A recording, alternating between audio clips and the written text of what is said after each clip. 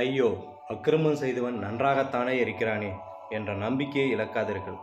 இதோ அதற்கு ஒரு உதாரணம். ஒரு நாட்டில் அரசன் தன் மக்கள் நலப் பணிகளை செயல்படுத்த 3 அதிகாரிகளை நியமித்து அவர்களுக்கு வானளாவிய அதிகாரங்களையும் கொடுத்தான். ஒரு அமைச்சருக்கு சமமான ஊதியத்தையும் அந்தஸ்தையும் வழங்கினான். மக்கள் நலப் பணிகளில் ஊழல் நடப்பதாக புகார்கள் குவிந்தன. அதிகாரிகளை கூப்பிட்டு விசாரித்தான் மன்னன். ஐயோ, நாங்கள் உத்தமர்கள் மன்னா, மக்களுக்காகவே தியாக வாழ்க்கை வாழ்ந்து கொண்டிருக்கிறோம் என்று சிந்தித்து பாடினார்கள் அதிகாரிகள். செய்யும் ஊழலை மிகவும் திறமையாக செய்திருக்கிறார்கள். இந்த மூவருமே ஊழல் பிரச்சாரிகளா அல்லது விதிவிலக்குகள் ஏதாவது இருக்கிறதா என்பதை அறிய வேண்டும் என்று நினைத்தான் மன்னன். அவர்களை அனுப்பிவிட்டு யோசனையில் ஆழ்ந்தான். 2 நாட்கள் கழித்து அதிகாரிகள் மீண்டும் அழைக்கப்பட்டார்கள். மக்கள் பணியில் இருக்கும் உங்களுக்கு களப்பயிற்சி தரப்போகிறேன். உங்களிடம் ஒரு பெரிய சாக்கு தரப்படும். அதை எடுத்துக்கொண்டு நம் நாட்டின் எல்லைகளில் உள்ள காட்டுப்பகுதிகளுக்கு செல்லுங்கள். உங்களிடம் கொடுக்கப்பட்டிருக்கும் சாக்குகளை காய், கனி, கிழங்குகளில் நிரப்ப வேண்டும். அப்படி நீங்கள் நிரப்பும் பொருட்களை வைத்துக்கொண்டு ஒரு மனிதன் 2 வாரம் சாப்பிட வேண்டும். நீங்கள் கொண்டு வரும் சாக்குகளை நாங்கள் யாரும் பரிசோதிக்க மாட்டோம். அதை அப்படியே ஒரு ஏழையிடம் கொடுத்து விடுவோம். உங்களை 10 மாதம் சுமந்தெடுத்த தாய் தந்தையருக்கு உங்களால் உணவளிக்க முடியாது என்ற சிறுகதையுடன் நிறைவு செய்கிறேன். இது போன்ற இன்னும் ஒரு சுவாரஸ்யமான சிறுகதையுடன் உங்களை சந்திக்கும் வரை உங்களிருந்து விடைபெறுகிறேன். நன்றி, வெவ்வேறு காடுகளில் அனுப்பப்பட்டார்கள்.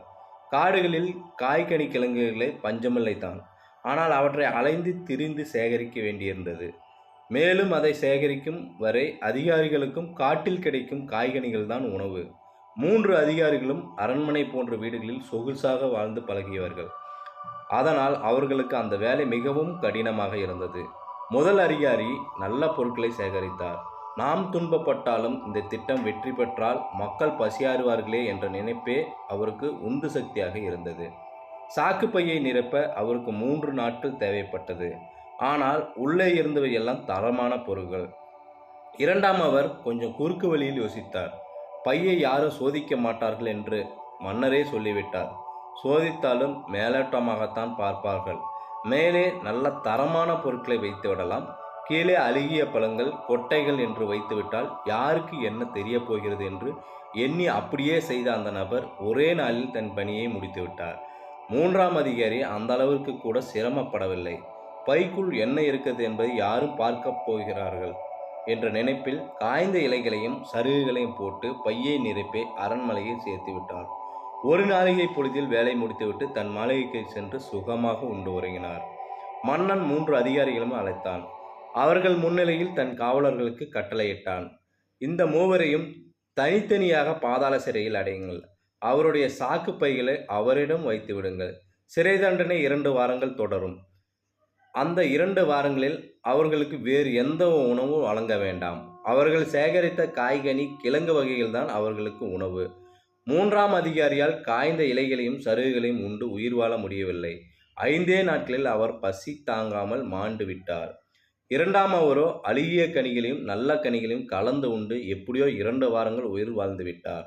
ஆனால் அவர் உடல் நலம் கெட்டுவிட்டது. மன்னன் அவரை பதவியில் இருந்து நீக்கிவிட்டான். 1ஆம் அதிகாரி 2 வாரங்களையும் தனிமைச் சிறையில் மகிழ்ச்சியாக கழித்துவிட்டு வெளியே வந்தார். தான் சேகரித்த தரமான காய்கனி கிழங்குகளை உண்டு இன்னும் அதிகமான தெளிவுடன் வெளியே வந்தார். மன்னன் அவனுக்கு பல பரிசுகளை கொடுத்து அவனை முதலமைச்சர் ஆக்கி கொண்டான். இந்த கதையில் உள்ள வாழ்வியல் தத்துவத்தை நச்சென்று விளக்குகிறது. மகாபாரதத்தில் வரும் ஒரு ஸ்லோகம்தான் அதன் உட்பொருள். இதுதான்: ஒரு இடத்தில் 1000 பசுக்கள் இருக்கின்றன. தன் தாயை தேடி வரும் ஒரு கன்று அந்த 1000 பசுக்களில் தன் தாயை சில நொடிகளில் கண்டுபிடித்து அதனிடம் போய் சேர்ந்து விடுகிறது. அதுபோல ஒருவன் செய்யும் வினையை பயனானது அவன் எங்கிருந்தாலும் அவனை கண்டுபிடித்து அவனை சென்றடையும். வினையை விதைத்துவிட்டு அறுவடை காலத்தில் சாமர்த்தியமாக வெளியூர் சென்று விட்டாலும் வினையிடமிருந்து தப்ப முடியாது. வினையை விதைத்தால் வினையை அறுவடை செய்தே ஆக வேண்டும். உப்பை தின்றவன் தண்ணீர் குடித்தே ஆக வேண்டும். நாம் அனைவரும் நன்மை செய்கிறோமா தீமை செய்கிறோமா என்ற இறைவன் கண்காணிப்பு கேமரா வைத்துக்கொண்டு பார்ப்பதில்லை. நீங்கள் என்ன வேண்டுமானாலும் செய்து கொள்ளுங்கள் என்று நமக்கு பூர்ண சுதந்திரத்தை கொடுத்து விட்டான். ஆனால் உங்கள் செயலின் பலனை நீங்கள் தான் அனுபவிக்க வேண்டும் என்ற நீதியையும் அழுத்தமாக வைத்து விட்டான். நாங்கள் உங்கள் பையில் நல்ல பழங்களை போடுகிறீர்களா இல்லை சருகுகளை அழுகிய பழங்களை போடுகிறீர்களா என்று யாரும் கண்காணிப்பதில்லை. ஆனால் நீங்கள் சேகரித்த நீங்கள் தான் சாப்பிட வேண்டும் என்பதை மட்டும் மறந்துவிடாதீர்கள். ஐயோ, அக்கிரமம் செய்தவன் நன்றாக இருக்கிறானே என்று ஆண்டவன் மேல் நம்பிக்கை இழக்காதீர்கள். அக்கிரமம் செய்பவன் இப்போதுதான் காய்ந்த சருகையிலும் அழுகிய பழங்களையும் தன் பைக்குள் போட்டு கொண்டிருக்கிறான். விரைவில் தனிமை சிறையில் அவற்றை உண்ண வேண்டிய காலம் வரும். அப்போது அவனுக்கு பசியும் மரணமும் பரிசாக கிடைக்கும். இதுதான் மனிதன் இயற்றிய சட்டம் இல்லை, இறைவன் வகுத்த நியதி. இதற்கு விதிவிலக்கில்லை. வினை விதித்தவன் வினை வெறுப்பான், திணை விதித்தவன் திணை அறுப்பான். இது போன்ற அருமையான ஒரு சிறிய கதைகளுடன் மீண்டும் உங்களை சந்திக்கும் வரை உங்களிலிருந்து விடைபெறுகிறேன். நன்றி, வணக்கம். இந்த வீடியோ உங்களுக்கு பிடிச்சிருந்ததுன்னா லைக் பண்ணுங்கள், கமெண்ட் பண்ணுங்கள், உங்கள் நண்பர்களுக்கு மறக்காமல் ஷேர் பண்ணிவிடுங்க.